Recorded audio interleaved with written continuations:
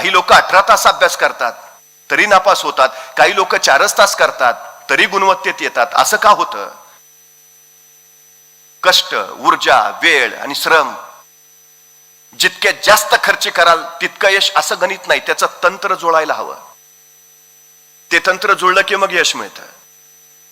शत्रूचे 2 सैनिक पकडून नेपोलियनच्या समोर उभा केले. शत्रूचे आता नेपोलियन त्यांची गर्दन मारणार हे बऱ्यापैकी सगळ्यांना माहिती. पण त्या 2 सैनिकांकडे बघितलं आणि नेपोलियन म्हणला सोडून द्या त्यांना, अजून युद्धाला सुरुवात नाही, या सैनिकांनी काय अपराधही केला नाही, उगाच यांना कशाला, जाऊ दे जाऊ दे जाऊ दे असं म्हणत नेपोलियन उठला आणि त्या सैनिकांच्या पाठीवर थोपटत म्हणाला, जा जा जा जा तुम्ही जा. ते सैनिक निघून गेले आणि नेपोलियन आपल्या सेनापतीला बोलावलं. म्हटला, तू काही सैन्य घे आणि शत्रू सैन्यावर हल्ला करायला जा. हल्ला केल्यासारखं दाखव आणि अचानक शत्रूची भीती घेऊन तू पळून सुरवायला कर. तू भिवून पळतो हे बघितल्यावर शत्रू सैन्य तुझ्या पाठलागावर येईल, पळवत नाही पुढं. सेनापती म्हणला, ठीक आहे. सेनापतीला हे सांगितलं. नेपोलियननं दुसऱ्या सरदारला सांगितलं, आता हा आपला सेनापती त्या शत्रूला हल्ला करायला जाईल आणि भिवून आल्याचं नाटक करत पळवत पळवत नेईल. ज्यावेळी आपलं सैन्य त्याच्या पाठीमागं शत्रूचं सैन्य पाठलाग करत जाईल त्यावेळी तू मध्येच दबा धरून बस आणि पाठीमागून शत्रूच्या सैन्यावर गोळीबार कर. सरदार म्हटलं, ठीक आहे. नेपोलियननं सांगितल्यासारखं सेनापतीनं केलं. शत्रू सैन्यावर हल्ला करायला गेला, अचानक भिल्याचं नाटक केलं आणि सरळ वळाला आणि भिवून पळतोय असं दाखवलं. शत्रू सैन्य त्याच्या पाठलागावर पळत सुटलं. बघता बघता सेनापतीचं सैन्य पुढं, शत्रूचं सैन्य पाठीमागं. आणि ज्या सरदारला नेपोलियननं सांगितलेलं की दबा धरून बस, शत्रूचं सैन्य पुढे गेल्यावर तो बाहेर आला आणि पाठीमागून शत्रूच्या सैन्यावर तिने प्रचंड गोळ्यांचा वर्षाव केला. शत्रूचं सैन्य जागेवर पराभूत झालं, मरून पडलं. सेनापती नंतर नेपोलियनला म्हणाले, तुमचं हे युद्धतंत्र विलक्षण, तुमच्या या युद्धतंत्राच्या बळावर आज आपण जिंकलो. पण हे तुम्हाला सुचलं तसं पाठीमागून गोळ्यांचा वर्षाव करावा ते?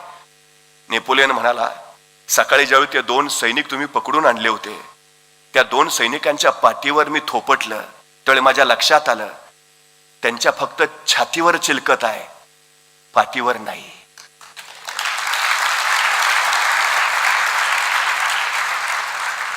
हे निरीक्षण असतं, हे तंत्र असतं.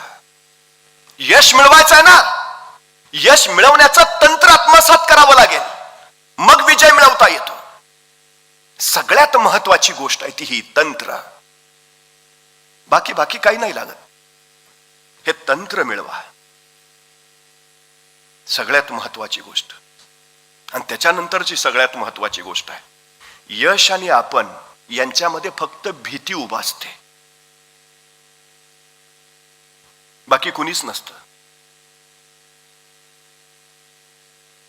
मग ती कारणं वगैरे निघतात ना सगळी, असं झालं तर ती फक्त सबबी आहेत. मुख्य कारण आहे भीती. या जगात ज्याला घाबरावं अशी दुसरी कुठलीच गोष्ट नाही. ह्या जगात घाबरण्यासारखी फक्त एकच गोष्ट आहे, भीती.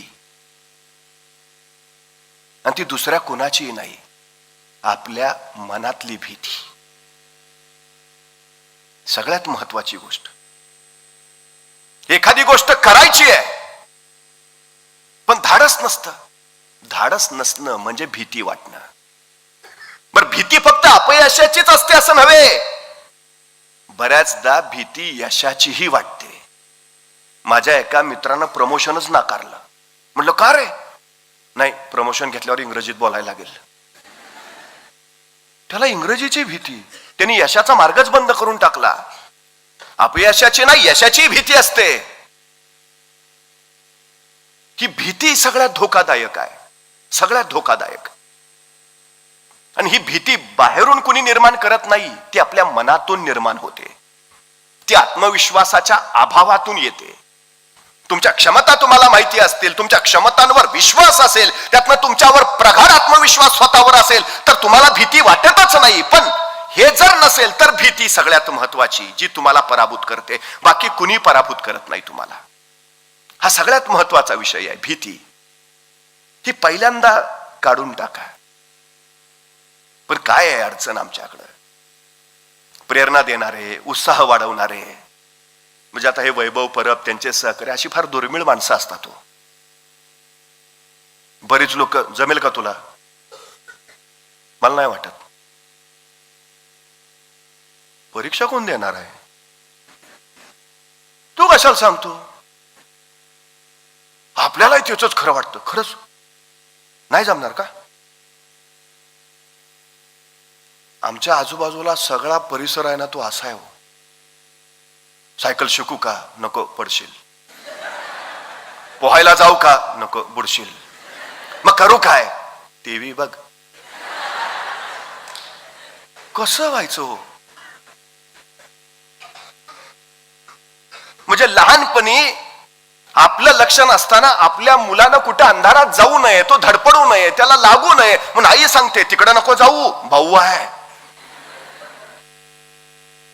लहानपणाच्या अर्धजागृत मनावर तो भाऊ असा बसतो ना, लग्न झालं तरी माणसं अंधाऱ्या खोलीत जात नाहीत.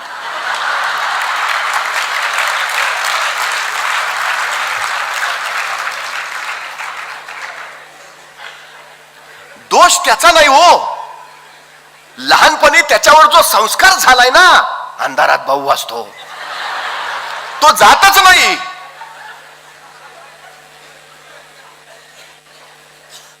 सगळ्यात मोठी अडचण आहे आमची, सगळ्यात मोठी. माणसं नकारात्मक ही भीती घालत राहतात, सतत भीती घालत राहतात. आमच्या अर्धजागृत मनावर त्यातून परिणाम होतो. मग इंग्रजी ते अवघडच आहे. मग ते शारीरिक चाचणी ती तर फार कठीण आहे. मुलाखत बोलूच नको. मला गणितच कळत नाही, काय हा प्रकार काय आहे. मी वारंवार सांगतो, या नकारात्मकतेच्या वातावरणात अजिबात राहू नका, अजिबात नको. आणि भीती पहिली मनात आहे ना, ती काढून टाका. आम्ही काय करतो, संकट यायच्या आधीच त्या संकटाचं भयान काल्पनिक चित्र मनात रंगवत राहतो. आणि मग फार काहीतरी आता होणार, दबा धरून बसते भीती. प्रत्यक्षात ज्यावेळी संकट येतं, निघून जातं, काहीच होत नाही, मग आपलं उगाच टेन्शन घेतलं. अरे तो आधीच कशाला विचार करतो मग? म्हणजे पाठीशी आपल्याला बुडू देणार नाही असा प्रशिक्षक आहे, तरी पाण्यात पहिल्यांदा बुडी मारताना भीती वाटतेच. उडी टाळायचा आपण प्रयत्नही करतो, पण अशक्य झाल्यावर अखेर कोणीतरी ढकलल्यावर आपण पाण्यात पडतो. मग जीवाच्या आकांतानं हातपाय मारायला सुरुवात करतो. श्वास घेता येत नाही, श्वासासाठी जीवघेणी धडपड चालू होते. पण स्वतःला वाचवण्यासाठी बघता बघता आपण त्या पाण्यावर स्वार व्हायचा बेफाम प्रयत्न करतो. आणि काही काळानंतर आपण त्या पाण्यावर आलवार स्वार होतो. हात चालवणं, पाय फिरवणं हे जमू लागतं. आणि आस्ते आस्ते पोहणं जमतं. नंतर उगाच घाबरलो होतो.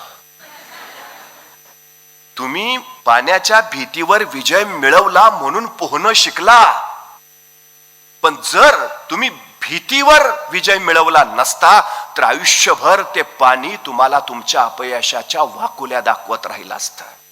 आणि तुम्ही मरेपर्यंत सांगत राहता, मला कशाची भीती वाटत नाही, फक्त पाण्याची. का? पोहता येत नाही. तुम्हीच तुमचे अपयशाचे रस्ते तयार करून ठेवत असता. उडी मारत नाही तोपर्यंत भीती वाटते. एकदा पाण्यात पडला, गुदमरला की भीती निघून जाते. कुठल्याही क्षेत्रात जा, घुसा आधी, पडा. लांबून नाही कळत, दुरून डोंगर साजरे आपण म्हणतो, नाही जवळ जाऊन बघा काय आहे ते, मग कळतं. ही भीती भीती भीती तशी तशी तयार होते आपल्या मनात. सगळ्यात मोठी गोष्ट आहे ती. एक गाव होतं, त्या गावाच्या बाहेर एक डोंगर होता, आणि त्या डोंगरावर आस्थागायत कुणी गेलंच नव्हतं. गावात वंदता अशी होती की जो कुणी त्या डोंगरावर जायचा प्रयत्न केला किंवा गेला तो परत कधी आलाच नाही. त्यामुळे त्या डोंगराकडे कुणी फिरकायचंच नाही. लहानपणापासून त्या गावातल्या जन्माला येणाऱ्या प्रत्येक मुलांवर तोच संस्कार झाला, तिकडे जाऊ नको. तिकडं गेला की गेला, परत आलाच नाही. कायम जन्माला येणारा प्रत्येक पोराच्या मनात ती भीती तशीच होती. पण नवीन बंडखोर रक्ताचे काही तरुण मुलं देशाच्या स्वातंत्र्य दिनी दिवशी त्यांनी जसं ठरवलं काहीतरी वेगळी स्पर्धा करूया, आणि त्यांनी स्पर्धा काय ठरवली, त्या गावाबाहेरच्या त्या डोंगरावर जो कोणी जाईल त्याला 1,00,000 रुपयाचं पारितोषिक देण्यात येईल. विलक्षण स्पर्धा होती. ती स्पर्धा ऐकली तशी सगळी जुनी जाणती मंडळी एकत्र आली, पंचायत बसली. काय तर काय काढलंय, कशाला नको ते उद्योग, कशाला विषयाची परीक्षा, आतापर्यंत कुणी गेलं नाही, गेला तो परत आला नाही, अजिबात काही नाही. सगळ्यांनी कडकडून विरोध केला. पण हे बंडखोर रक्ताचे ऐकेच नात. काय झालं तरी होऊ द्या, पण ही स्पर्धा होणार. अखेर स्पर्धेचा दिवस उजाडला. ज्येष्ठ जाणती माणसं सांगतात, अरे नका रे करू असलं काहीतरी, कशाला उगाच विषयाची परीक्षा घेताय, अरे तिकडे गेलाय तो परत नाही आला, चांगलं आयुष्य जगताय का कशासाठी. पोरं ऐकायच्या मानसिकतेतच नव्हती. मग प्रत्येक आई बापानं आपल्या पोराला समजवायला सुरुवात केली, नको रे बाबा, नाही शिकला तरी चालेल, नको जाऊ, आम्ही पोचतो तुला. आई म्हणलंय का भरती झालाच पाहिजे, चालेल नाही झाला तरी, पण तिकडं नको जाऊ. सगळ्यांनी आपापली पोरं बाळ जेवढी समजवली. कसे बसे 5 लोक त्या स्पर्धेत भाग घ्यायला तयार झाले. 5 तरुणांनी भाग घेतला. स्पर्धा सुरू झाली तरी काय ज्येष्ठ जाणती माणसं सांगतायत, नका जाऊ, विषयाची परीक्षा घेऊ नका, तिकडे जो गेलाय तो परत आला नाही, उगाच नका हे करू. पण नाही ऐकलं. ती स्पर्धा चालू झाली. 5 जण त्या डोंगरावर चालायला सुरुवात केली, चढायला सुरुवात केली. खालून आरोळे येत आहेत, आवाज येतोय, परत या, नका विषयाची परीक्षा घेऊ, माघारी फिरा. मुलं पुढं निघाली. अचानक खालून परत गलका ऐकू आला, अरे ऐका, आत्ताच परत फिरा, अजून वेळ गेलेली नाही, माघारा या. त्यांचा तो आवाज ऐकला आणि शेवटचा 5वा शेजारच्याला म्हटला, खरंच असेल का असं? नाही, एवढे सगळे सांगतात म्हटल्यावर मग काय करूया, राहू दे. खालून खूपच आवाज येतो रे, काहीतरी असल्याशिवाय माणसं असं सांगणार नाहीत. बरं काय, असं काय करूया. त्यांची चलबिचल झाली. खालच्यांचा आवाज वाढला. तसा एक जण म्हटला, मी जातो परत. दुसरा म्हटला, मग मी कसं काय जाऊ, मी पण येतो परत. आले दोघं माघारी खाली. ते दोघं आले तसे खालच्यानं आणखी चेव चढला, अरे हे दोघं शाने झाले, तुम्ही शाने व्हा, कशाला जाताय, कशाला विषयाची परीक्षा घेताय, माघारी या. ते तिघं पुढं तसेच निघाले, चालत पुढं. अचानक त्या मागच्या दोघातला एक जण ठेचकाळा धाड दिवशी खाली पडला. कसा बसा अंग झाडत उठून उभा राहिला. दुसऱ्यानं विचारलं, काय झालं रे? काय कळलंच नाही रे. अचानक मागून कोणतं ढकलल्यागत झालं. अरे पण आपल्या मागं कोणच नाही. हो पण खोटं सांगतोय का? खरंच तर. बरं मी नेहमी खाली बघून चालतो. पण दगड पण नाही तिथं. ठेच लागायचं कारण काय? एकदम असं कोणतरी जोरात ढकलल्यागत झालं. तुला काय म्हणायचंय? काहीतरी आहे राव. आतापर्यंत कधी असं ठेचकाळलो नाही आणि एवढा खाली बघून चाललोय. आहे मग नको बाबा, जाऊ माघारी. ते दोघं सुद्धा त्या भीतीनं माघारी गेले. खालच्या लोकांना आणखी आनंद झाला. आता एक जणच निघालाय वर. लोक त्याला हाका मारायला लागले, परत ये परत ये परत ये. पण या पठ्ठ्याचं लक्ष नाही. त्याचं आपलं सरळ चालणं, आपल्या ध्येयाच्या दिशेनं चालणं. चालतोय ना अखेर तो त्या डोंगरावर पोहोचला. स्वतःच्या हातातला ध्वजने त्या डोंगराच्या शिखरावर लावला आणि खाली हात फैलावत जिंकलो असं त्याने अभिवादन केलं. तो डोंगरावर पोहोचलाय. खालच्या लोकांनी बघितलं आणि एकच हल्ला कल्लोळ करायला सुरुवात केली आणि असंख्य माणसं त्याला वर आणायला धावत त्या डोंगराकडे निघाली. आतापर्यंत जे कुणाला जमलं नव्हतं ते यांनी साधलं. आतापर्यंत कुणी त्या डोंगरावर पोहोचला नव्हता तो हा पोहोचला. विलक्षण यश मिळवलं. सगळं कौतुक करायला झेपावले. तोही वरून खाली आला. अर्ध्या वाटेतच त्याला लोकांनी अगदी खांद्यावर उचलून घेतलं. वाजत गाजत मिरवणूक चाललीये. अवघा आनंद कल्लोळ, हल्ल कल्लोळ चाललाय. जिंकला. 1,00,000चं पारितोषिक जिंकलं. एक म्हातारा मात्र त्या गर्दीत न त्या जिंकलेल्या पोराला सारखा विचारतोय, अरे पण तुला जमलं कसं? सगळी माघारी आला, तो कसं काय नाही आला? आतापर्यंत कुणीच गेलं नव्हतं, तो कसं काय गेला? आतापर्यंत कुणी गेलेला परत आला नव्हता, तो कसं काय आला? तो म्हातारा काय प्रश्न विचारायचं थांबे ना, तो काही थांबेच ना म्हणल्यावर जनी खांद्यावर घेतलेला तो त्याला म्हटला, कुणाला विचारताय? अरे ह्यालाच ना जिंकलाय, तो कसा काय जिंकला? याला विचारून काय उपयोग आहे का? का बाहेर आहे?